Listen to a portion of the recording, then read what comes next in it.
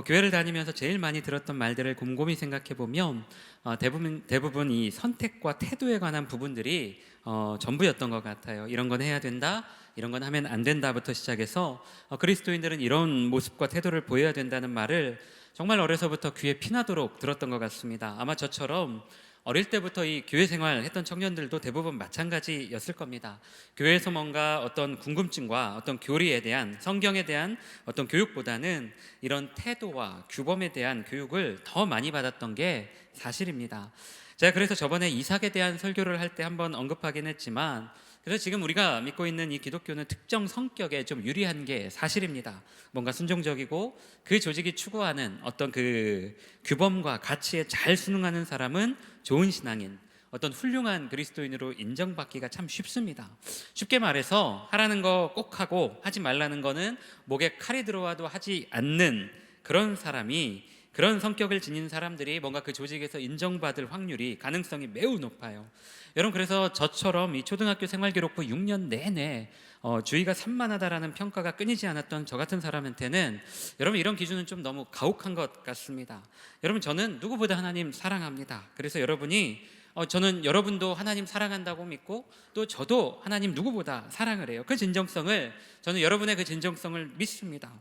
여러분, 서로가 다양한 상황 속에서 자신의 삶에 찾아오시는 그 하나님을 만나고 또 경험하면서 그렇게 자기 신앙을 우리가 그렇게 형성해가는 중일 텐데, 여러분, 그것을 인정해 주지 않고 자꾸 우리가 먼저 뭔가 익숙하고 보편적인 기준으로 누군가의 신앙을 평가하고 여러분 재단하는 것은 우리가 좀 지양해야 될 태도인 거 아닌가 하는 그런 생각을 좀 해요.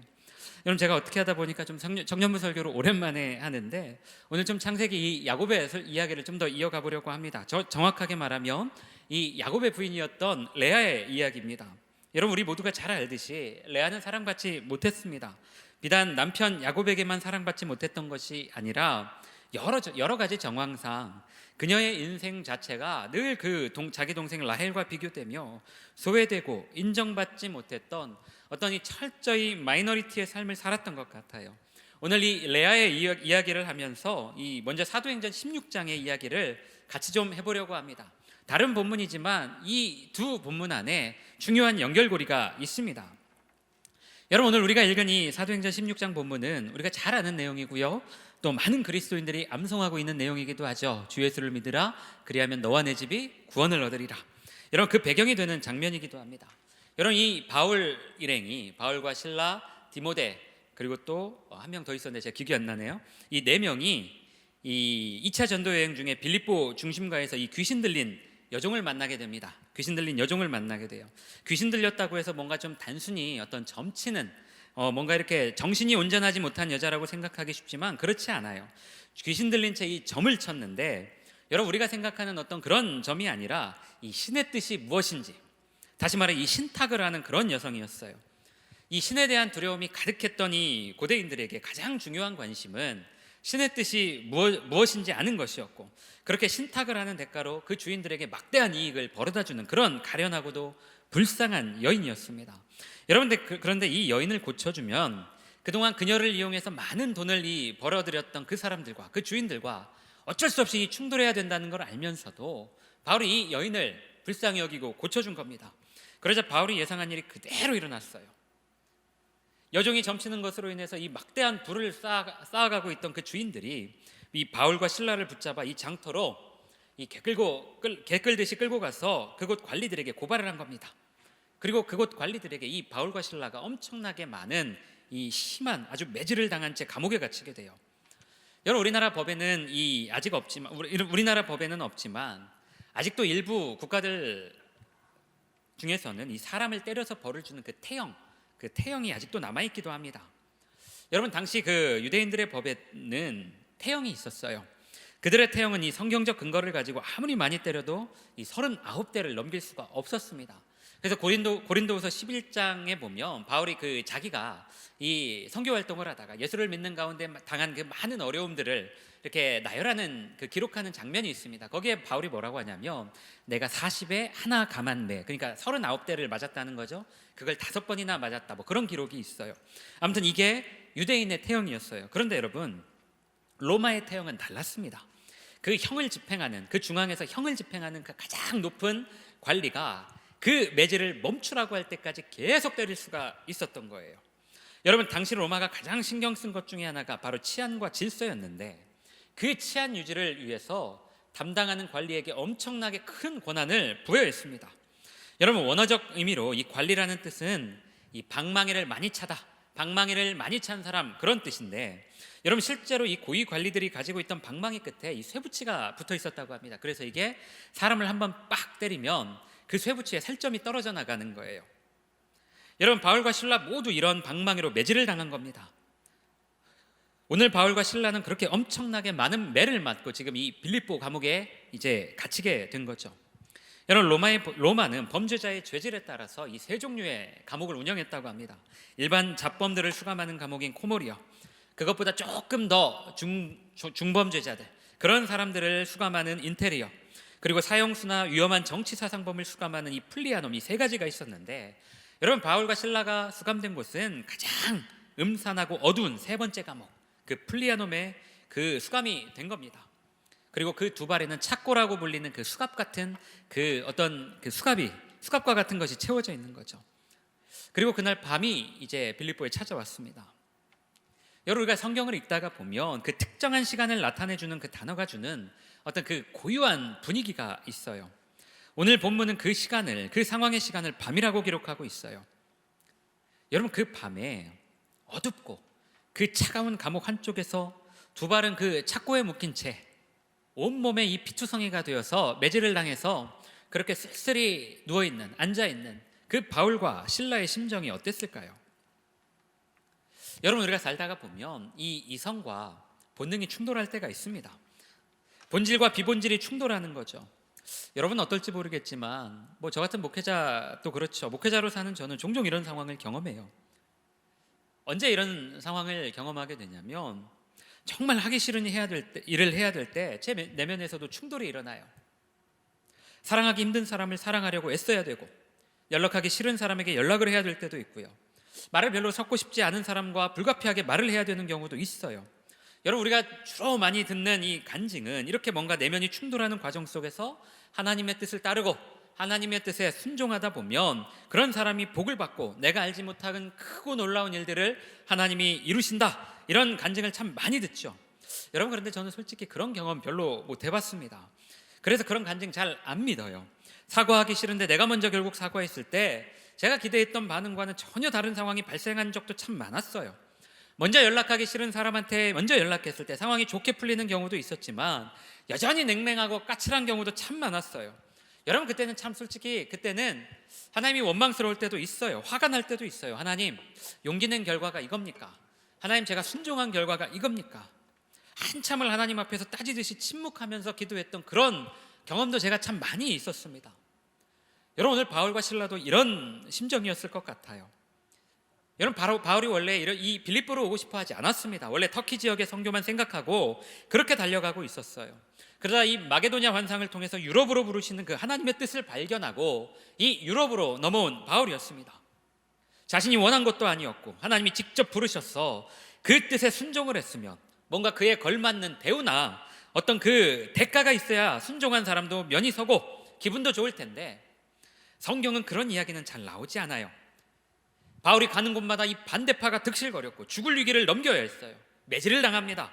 이게 모두 다 하나님 말씀에 순종한 결과였어요.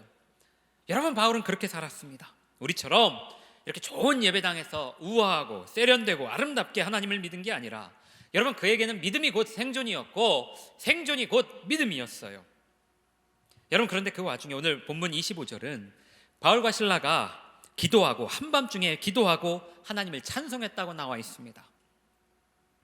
여러분, 지금 본문의 배경은 빌립보 감옥이에요. 그것도 일반 잡범이 갇혀있는 그런 감옥이 아니라 가장 위험하고 가장 어떤 그 악질이라고 불리는 그 사상범들, 1급 사형수와 정치범만 모아두는 그런 감옥이에요.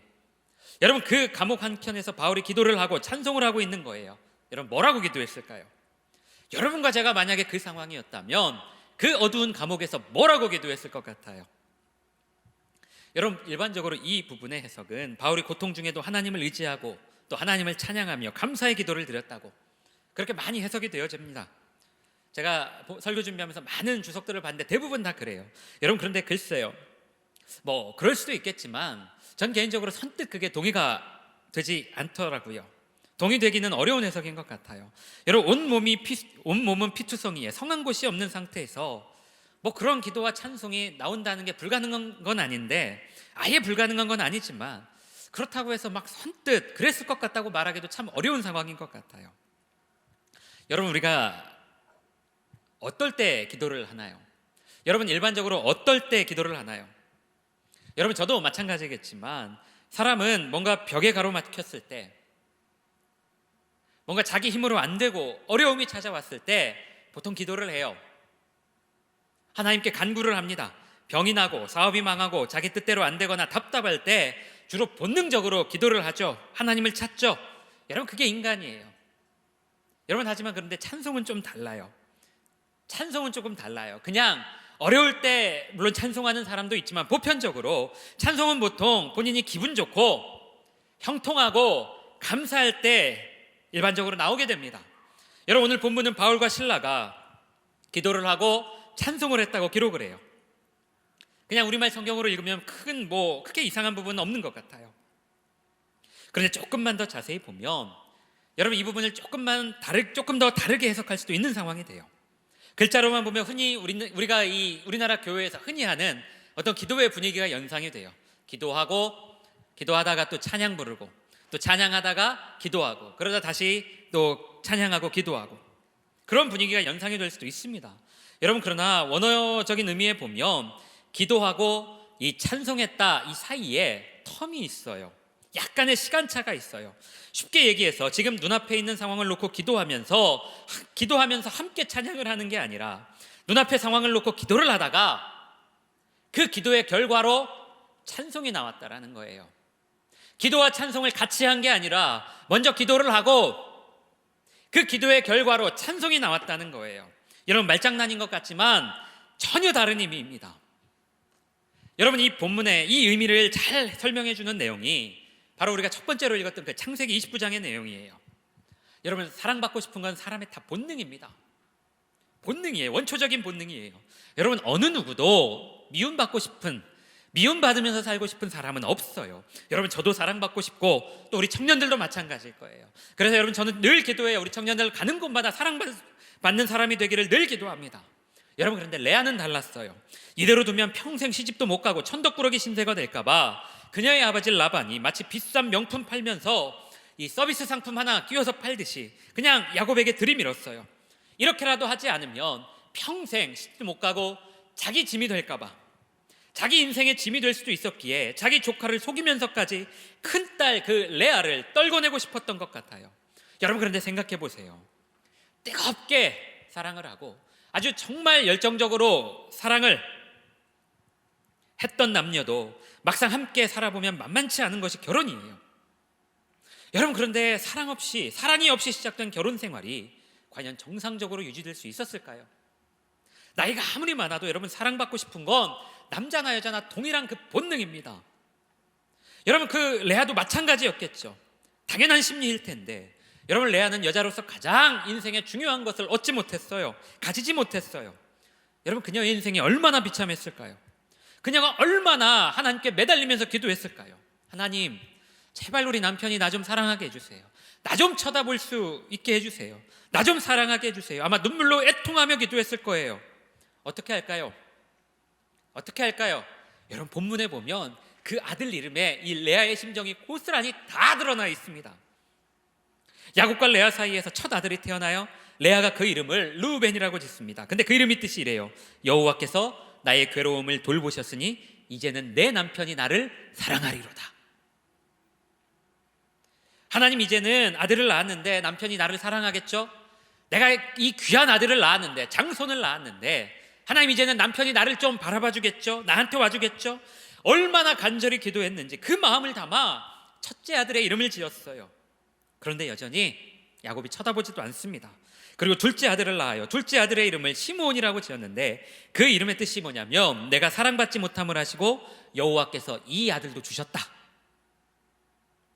여러분, 그런데 상황이 달라지지 않아요.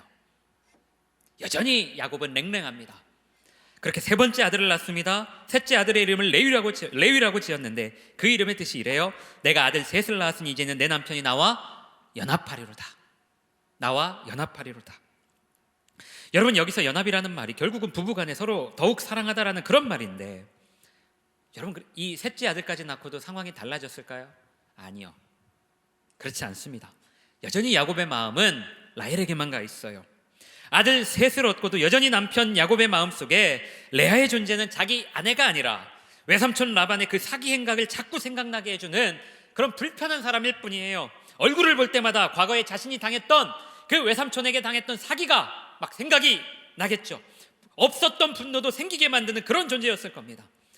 여러분, 여자로서 평생 이 수치와 모욕감을 가지고 살아야 될 레아가 과연 정상적인 삶을 살 수 있었겠습니까? 여러분, 그녀가 하나님께 기도한다고 한들 그 기도가 정상적인 기도의 내용일 수 있었겠어요? 여러분, 아들 셋을 낳았는데 여전히 사랑받지 못하던 그 레아의 마음을 여러분, 우리가 과연 어떻게 이해해야 될까요? 여러분, 그런데 여기서 반전이 일어나요. 레아가 다시 네 번째 아들을 얻게 되었는데 그 이름을 유다라고 짓습니다. 여러분, 그런데 그 유다의 이름의 뜻이 기가 막혀요. 여호와를 찬송하리로다. 이제까지 낳았던 세 아들의 이름이 모두 자신의 그 답답한 마음과 남편에 대한 그 애직으로부터 기인했는데, 이제는 남편이 빠지고 그 자리에 하나님이 들어갔어요. 더군다나 이제는 남편에 대한 애증과 집착이 아니라 그 모든 에너지가 하나님께 대한 찬송으로 바뀌었다라는 거예요. 여러분, 레아에게 있어서 이 원망과 찬송이 동시에 일어난 일일까요? 막 하나님 원망하면서 하나님 나빠요, 하나님 어떻게 이럴 수가 있어요. 그러다가 하나님 아니에요, 하나님 사랑해요. 1분 사이에 막 이 원망도 했다가 사랑한다고 했다가, 이게 동시에 일어난 일일까요? 여러분, 그렇지 않아요. 레아가 밥만 먹고 임신하고 출산하고 다시 밥만 먹고 임신하고 출산했다고 해도 여러분, 아들 넷을 낳았는데 최소 4-5년은 걸렸을 겁니다. 처음에는 남편에 대한 애증과 자신의 신세에 대한 한탄으로 시작한 기도였어요. 하나님, 저 인간 왜 나랑 결혼했을까요? 하나님 아무리 그래도 어떻게 나한테 이럴 수 있을까요? 하나님, 왜 저를 이렇게 못생기게 만드셨어요? 저는 왜 이렇게 얼굴이 라헬보다 못나고 그것도 모자라 눈도 제대로 못 보는 걸까요? 하나님, 저를 사랑하긴 하시는 건가요? 여러분, 그랬던 기도가 마지막 아들 그 유다를 낳고서 하나님을 찬송하는 기도로 바뀌었어요. 처음에는 남편에 대한 원망과 애증 때문에 정작 중요한 하나님을 보지 못하다가 시간이 지나고 마음이 가라앉고 하나님이 보이기 시작한 겁니다. 하나님의 마음이 헤아려지고 하나님과 그 마음이 통하게 된 거예요. 실제로 이 레아가 낳은 유다를 통해 이스라엘이 자랑하는 그 성군 다윗 왕이 나왔고요. 그리고 인간의 모든 죄를 대속하신 예수 그리스도께서 이 레아를 통해 나오셨어요. 처음에는 불평과 원망으로 시작한 기도였는데 그 내면의 치열한 어떤 그 충돌 속에서 그 기도의 결과로 하나님을 찬송하는 자리에 서게 되더라는 겁니다. 여러분, 다시 우리가 사도행전 16장으로 좀 넘어오면, 여러분, 오늘 이 사도행전 16장 본문에 나오는 이 바울과 실라의 모습과 이 레아의 모습은 묘하게 닮아 있어요. 바울이 그 어둡고 차가운 감옥 안에서 여기저기 그 남아있는 상처의 고통과 함께 뭐라고 기도했을까 제가 좀 생각을 해봤어요. 내가 바울이었다면 뭐라고 기도했을까? 저 같았으면 처음에는 그 상황이 잘 받아들여지지 않았을 것 같아요. 여러분, 바울 로마 시민권자예요. 로마 시민권자는 여러분, 재판을 받지 않고 이 재판을 받지 않은 채 감옥에 수감될 수 없는 사람들이에요.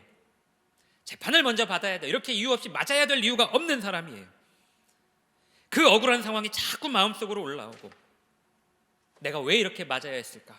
더군다나 그토록 가고 싶었던 터키는 막으셨던 하나님께서 결국 유럽으로 자신을 부르신 결과가 겨우 이것밖에 안 되는지 회의감도 있었을 것 같아요. 그게 바울의 마음이지 않았을까요? 여러분, 그런데 레아가 그 고통 속에서 기도하다가 하나님과 마음이 통했던 것처럼 바울 또한 그 깊은 풍랑 속에서, 그 고통의 깊은 풍랑 속에서 자신에게 걸어오시는 그 하나님을 만나고 경험한 겁니다. 처음에는 답답하고 힘들어서 기도를 했는데 그 기도 가운데 자신을 이 빌립보를 거쳐 결국에는 로마로 가게 하시려는 그 하나님의 마음을 알게 된 거예요. 더 이상 상황과 형편에 관계없이 자기를 사랑하시고 여전히 자기 길을 인도하시는 그 하나님을 찬송하게 되었습니다. 여러분, 바울은 누가 봐도 지금 기도할 상황이죠. 이런 상황이라면 여러분, 하나님을 믿는 사람뿐만 아니라 안 믿는 사람일지라도 기도를 할 거예요. 여러분, 그런데 바울이 기도를 하고 다시 찬송을 했어요. 답답하고 억울한 마음에 항변하는 심정으로 하나님께 기도를 했는데 그 기도가 변하여 이번에는 찬송이 되었다라는 겁니다. 상황이 바뀐 건 하나도 없는데 그의 답답했던 기도가 변하여 하나님을 향한 찬송이 되었다라는 거예요. 사랑하는 청년들, 오늘 그 차갑고 어두운 그 빌립보의 감옥은 이 바울의 그 육체를 묶는 아주 견고한 밧줄이었어요. 또한 이 자신을 쳐다봐주지 않는 남편 야곱의 존재는 그 레아의 인생과 마음을 묶는 아주 견고한 밧줄이었어요. 그런 밧줄과도 같았어요. 그래서 처음에는 이 레아도 그랬고 바울도 그랬고 그 밧줄에 꽁꽁 묶여서 아무런 힘을 가지지 못했어요. 그냥 본능적으로 기도할 수밖에 없었던 거죠. 여러분, 그러나 레아와 바울은 당당하게 그것에 묶이기를 거부하고 하나님을 찬송하는 자리로 옮겨갔습니다. 상황과 형편에 관계없이 나의 슬픔을 기쁨으로 바꾸시고 나의 눈물을 소망으로 바꾸시며 나의 한숨을 찬송으로 바꾸시는 그 하나님을 절대적으로 신뢰하는, 절대적으로 다시 한번 신뢰하는 그 자리에 서게 되었다라는 거예요. 여러분, 저는 이것이 신앙이라고 믿어요. 저는 이것이 복음이라고 믿습니다. 세상은 끊임없이 우리를 묶으려고 하죠. 끊임없이 우리를 속박하려고 하죠. 우리를 부자연스럽게 그 어둡고 차가운 감옥에 가두려고 합니다. 그래서 우리는 본능적으로 기도할 수밖에 없는 거예요. 우리뿐만 아니라 많은 사람들이 본능적으로 하나님을 찾아요. 여러분, 그러나 적어도 우리가 하나님을 믿는 사람이고 적어도 우리가 하나님을 사랑한다고 말을 할 수 있는 근거는 본능적으로 나오는 그 기도에서 근거를 찾는 게 아니에요. 제가 계속 얘기하지만 어려운 상황이 닥치면 누구라도 다 기도합니다. 여러분과 제가 아니라 아마 예수 안 믿는 사람도 자기가 아는 신의 이름을 다 동원해서 기도할걸요. 여러분, 우리가 하나님을 믿고 사랑한다고 말할 수 있는 근거는 그 간절한 기도와 치열한 내면의 싸움의 그 막다른 길목에서, 그 치열한 기도의 그 막다른 길목에서 하나님을 끝까지 사랑하고 그 인도하심을 신뢰하는 그 선택에서 찾는 거예요. 상황이 더 좋아지고 더 수월해져서 하나님께 감사하고 하나님을 찬송하는 것이 아니라 세상은 여전히 나를 묶으려고 하고 세상은 여전히 나를 그 어두운 감옥 속에 가두려고 하고 그렇게 속박하려고 하지만 그것이 내 육체는 묶고 가둘 수 있을지언정 내 영혼과 내 정신만큼은 가둘 수 없다는 그 배짱과 자유로움 속에서 하나님을 선택하는 거예요. 여러분, 이것이 우리를 신앙인이라고, 크리스천이라고 부르는 근거가 되는 겁니다.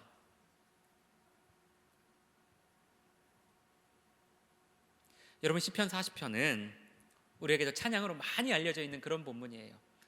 하나님의 음성을 듣고자 기도하면 그 찬양 있죠. 그 본문입니다. 다윗의 시예요. 여러분, 그런데 시의 전반부는 이 다윗이 지난날의 어려움 가운데 자신을 건지시고 구원하셨던 그 하나님을 향한 그 구원의 감격에 대한 그 찬송, 그 찬양이 거기에 들어가요. 그리고 후반부에는 지금 현재 당하고 있는 그 고통과 어려움에 대해 하나님의 도우심을 간구하고 있어요. 특별히 아주 구체적인 어떤 그 빌런들, 그 자기를 괴롭히는 그 악당들에 대한 심판을 하나님께 간구하고 있어요. 하나의 시 안에 그 찬송과 탄원이 둘 다 들어가 있어요.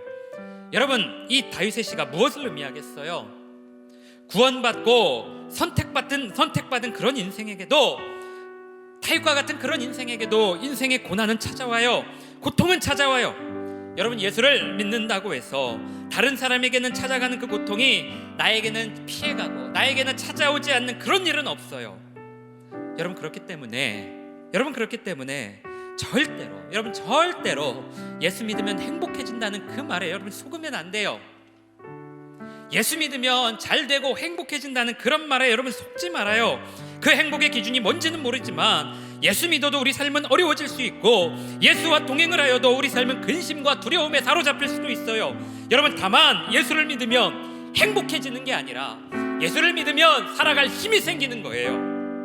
내가 원하는 결과를 얻기 위해 기도하는 것이 아니라 그 기도 가운데 하나님이 보이고 하나님과 동행하며 내 앞에 있는 그 상황과 현실을 하나님의 관점으로 해석해낼 수 있는 그 힘과 용기가 생기는 거예요.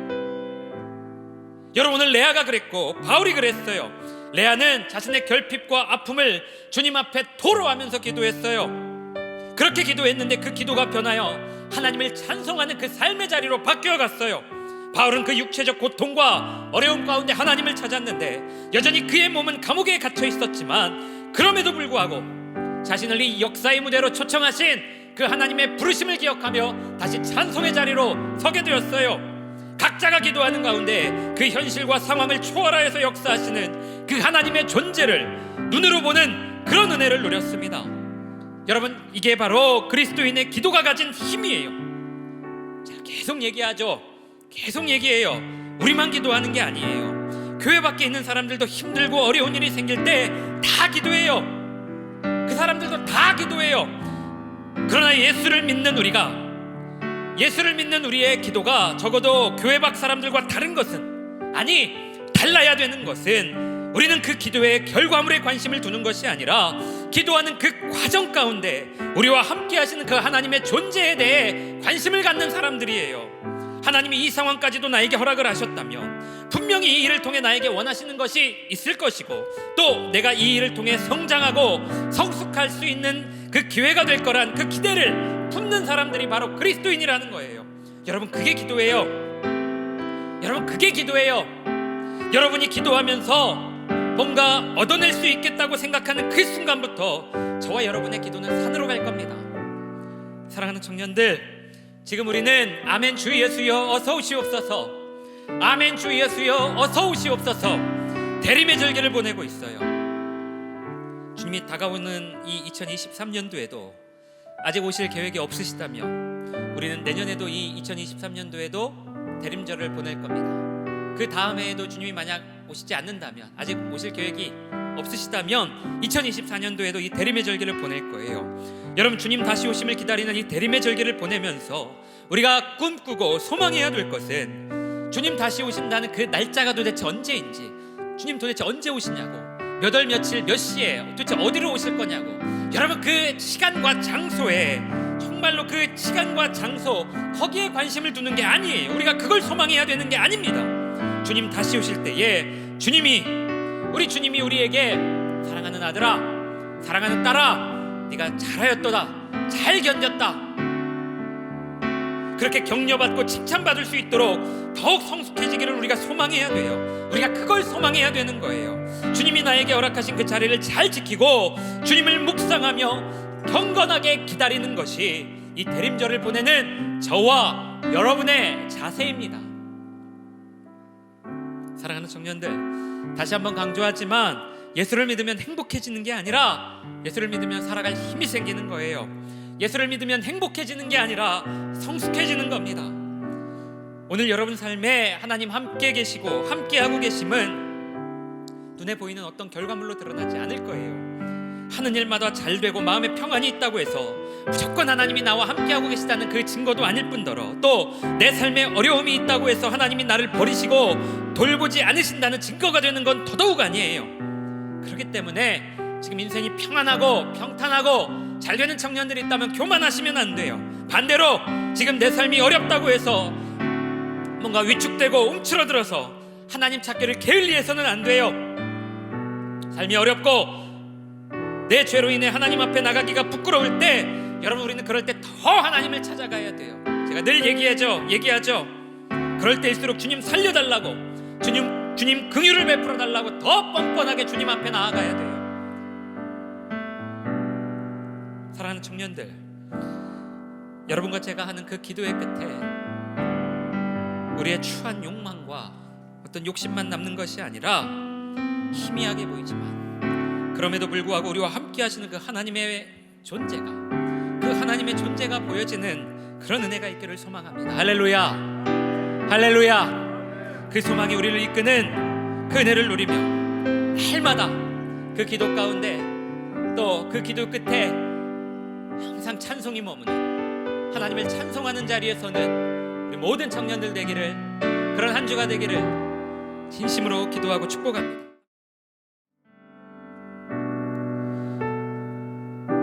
하나님, 우리가 소유하지 못한 것 때문에 세상이 정해놓은 그 기준에 미치지 못한다는 것 때문에 하나님, 세상은 끊임없이 우리를 조소하며 조롱하며 가두려고 하고 묶으려고 합니다. 그 사단의 권세 아래 사는 것이 우리의 현실입니다. 하나님, 그러나 이런 상황 속에서 비록 몸이 묶여 있을지라도 영혼과 마음은 늘 위에 계신 그 하나님을 향하여 바라볼 수 있도록 주님, 우리의 마음을 주장하시고 우리의 현실 가운데 찾아오셔서 우리의 마음에 힘을 주시고 다시 한번 일어날 수 있는 그 용기를 허락하여 주옵소서. 하나님, 그 상황 가운데 우리가 기도의 자리를 지키며 살게 하시되 그 기도의 끝에서 나와 함께 하시는 그 주님의 존재를 발견하고 그 주님을 찬송하는 우리의 삶이 되게 하여 주옵소서. 낙심할지라도 하나님, 그것이 길지 않게 하시고 하나님, 넘어지더라도 다시 일어날 수 있는 우리 청년들의 삶이 되게 하시고 하나님, 그 어려움 속에서도 주님을 찬송하며 주님 우리에게 행하실 그 아름다운 일들을 노래하는 하나님, 우리 모든 청년들의 삶이 되어질 수 있도록 주님 함께 하시고 좋은 것 내려 주옵소서. 그렇게 행하실 주님을 찬송합니다. 주님 기대합니다.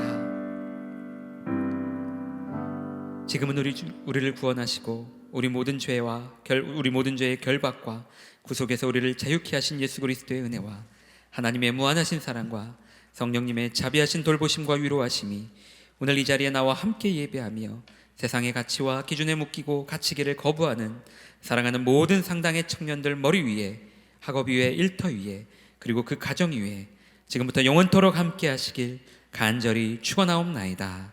아멘.